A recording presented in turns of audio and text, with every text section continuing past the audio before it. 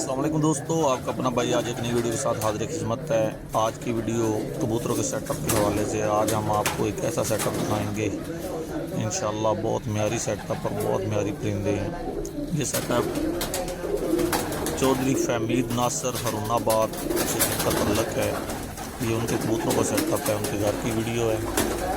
तो मैंने सोचा कि दोस्तों को शौक़ करवा दिया जाए कि इस तरह अच्छा शौक़ हो सकता है, अच्छा सेटअप हो।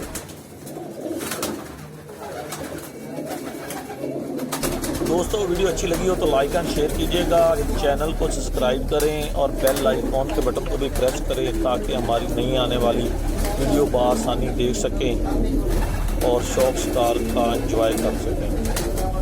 ये चौधरी फहमीद नासर हरुनाबाद से माशाल्लाह बहुत अच्छा सेटअप किया हुआ है, बहुत म्यारी टीम है इनके पास।